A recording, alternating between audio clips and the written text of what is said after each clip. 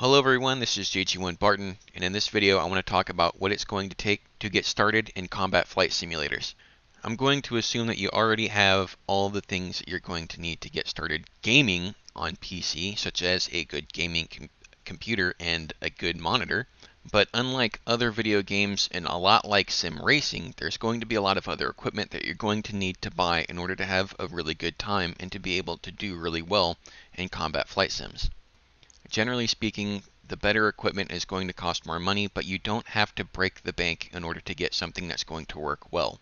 Furthermore, a link will be provided in the description section for each of the equipment that I'm going to be featuring in this video. All of those links are affiliate links, so I will get a small piece of the purchase price as a result. So you can purchase these equipment and support this channel at the same time. I'd thank you very much for doing so. This is the Logitech 3D. This is one of the first sticks that I ever used.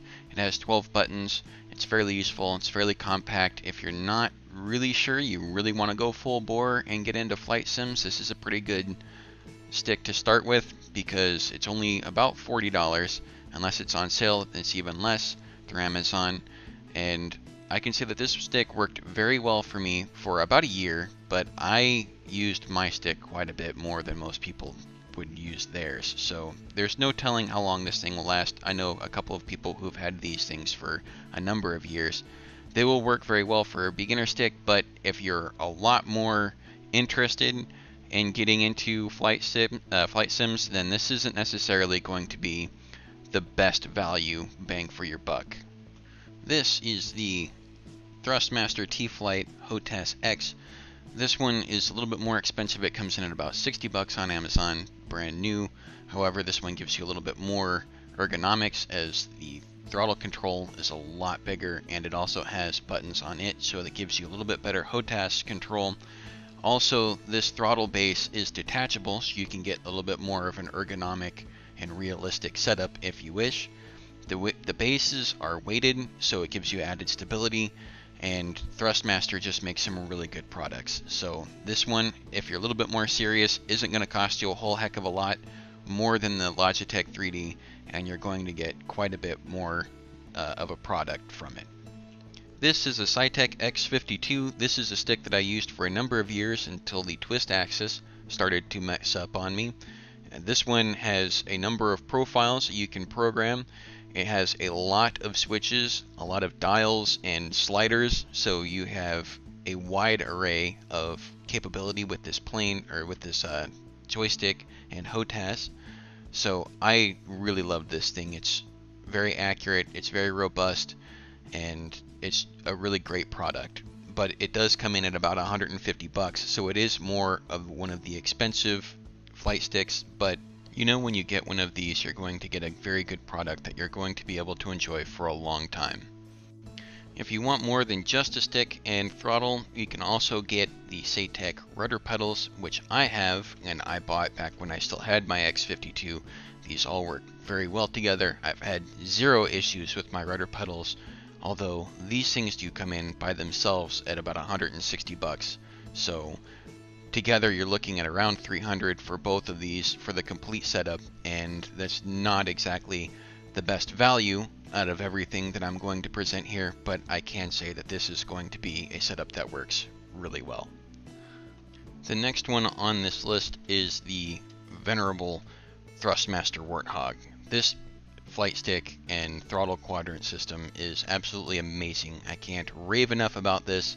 Not only does it give you an excellent joystick and throttle that are very stable and very accurate, but it also gives you the advantage of having a dual throttle quadrant. So if you fly a twin-engine aircraft, you can control the throttle for each engine individually without having to switch back and forth like you would have to with the other sticks on this list, and including the next stick on the list after this one.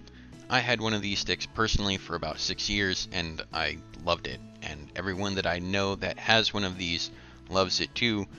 Mine suffered a firmware error when I was switching back and forth between this joystick and my racing setup, so I think that was more my fault than the joystick. I might be able to fix it, but I haven't been able to. A couple of the buttons also started to wear out on me. but I use this thing for thousands of hours, so people I know who are a little bit less abusive to their joysticks than I am have been using this thing for well over 6 years and have never had any problems. However, the downside to this joystick is it is going to set you back about $500. So not everyone's going to be able to afford one of these, but if you can, I very much recommend it. Now, we've gone a little off the deep end on the last one with the get started video because that one was so expensive, but this one is my pick because it's going to be probably the best value out of all of them on this list. And this is the Thrustmaster T16K with rudder pedals.